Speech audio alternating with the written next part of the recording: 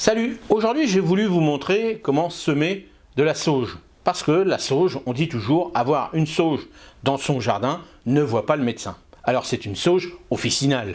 La petite sauge officinale, c'est celle qui est un peu le feuillage duveteux, à peu près gris-vert à peu près. C'est un bel arbuste qui fait des belles fleurs bleues, donc vous pouvez mettre ça dans vos massifs d'ornement sans problème. Mais la sauge, on fait énormément de choses avec. Vous regardez sur internet, vous avez plein de potions magiques avec. Et quand le proverbe dit qu'une sauge, quand on a une sauge, on n'a pas besoin de voir le médecin, c'est qu'elle fait énormément de choses.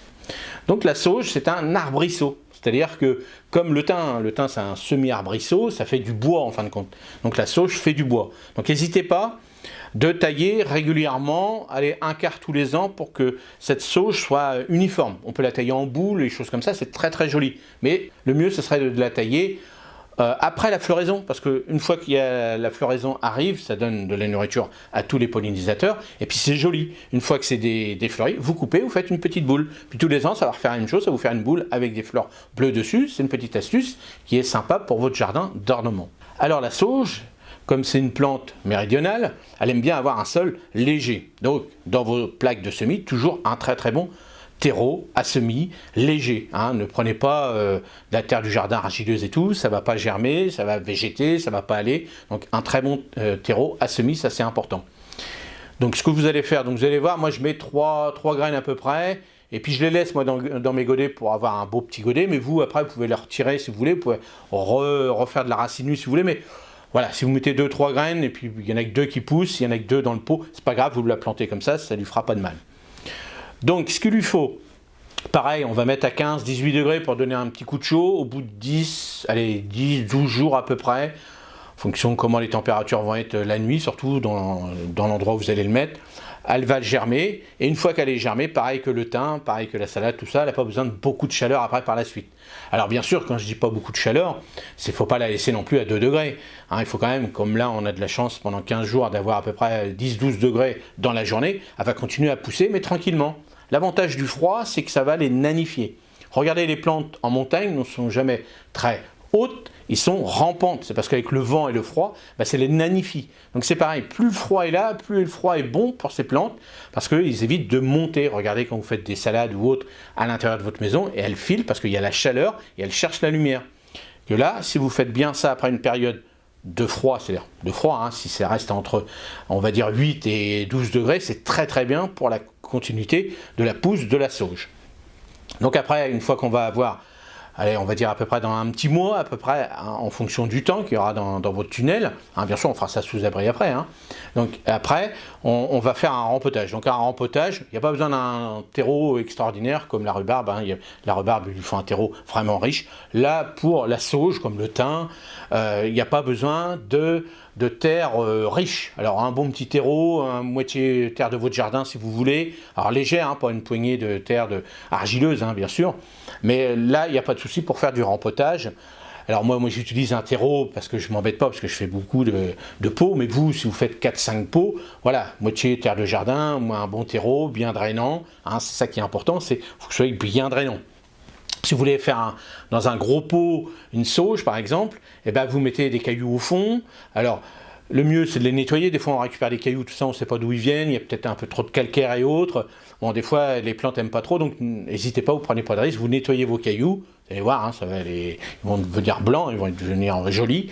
Vous mettez une petite couche, alors entre 5 et 10 cm en fonction de la grosseur de votre pot, puis là vous mettez vos plantes aromatiques dedans, parce que ça c'est génial quand on a plein de petits pots comme ça, on peut les déplacer plus près de la maison et puis en consommer comme ça rapidement au lieu de traverser tous les champs et autres pour aller chercher de feuilles de ci, de feuilles de ça. Donc n'oubliez pas aussi qu'en pot c'est très très joli, et ce genre de plantes comme le thym, le romarin, la sauge aiment bien être en pot, contrairement à la rhubarbe qui n'aime pas être en pot.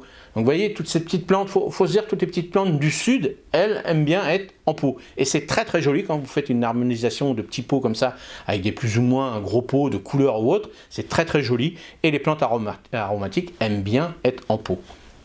Donc une fois, si on veut rempoter sa sauge dans le jardin, donc un seul bien drainant. Donc vous faites votre petit coin de plantes aromatiques méridionales, la sauge, les thym, l'origan, l'estragon, vous voyez, vous faites tout ça, la sarriette, vous faites tout ce petit coin-là, et puis vous faites un dégradé par rapport à la hauteur. Hein. Vous savez que la sauge, ça va monter à peu près à un petit mètre, à peine, alors chez nous, hein, je parle chez nous, le romarin, lui, un petit peu plus, 1,50 m à peu près. Donc vous voyez, vous faites un dégradé, et puis comme ça, vous faites un joli petit espace de plantes méridionales dans le coin, donc soleil, bien sûr, il faut du soleil, hein, puisque ça vient de là-bas, mais le plus important, un sol bien drainant. Hein. Donc si vous n'avez pas trop de sol bien drainant, si vous avez une terre vraiment argileuse, faites plutôt sur une petite butte, par exemple, pour que l'eau stagne, évite de stagner, et que l'eau file plutôt que de rester, faites pas un trou, quoi, par exemple, le trou, l'eau va rester au fond, et puis vos racines vont pourrir.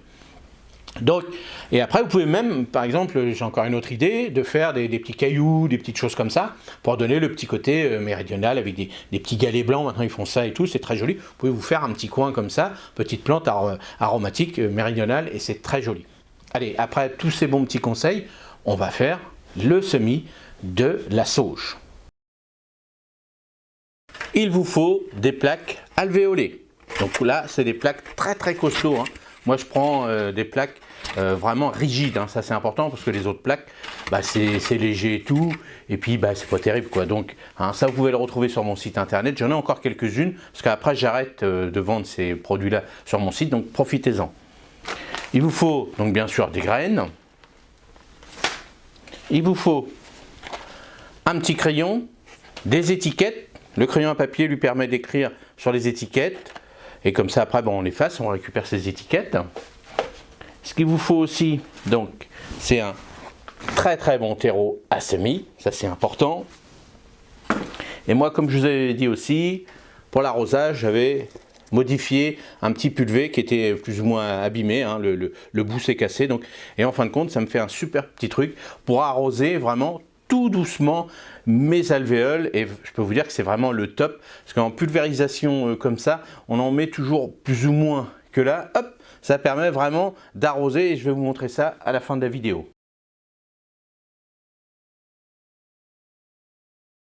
Comment bien remplir une plaque alvéolée?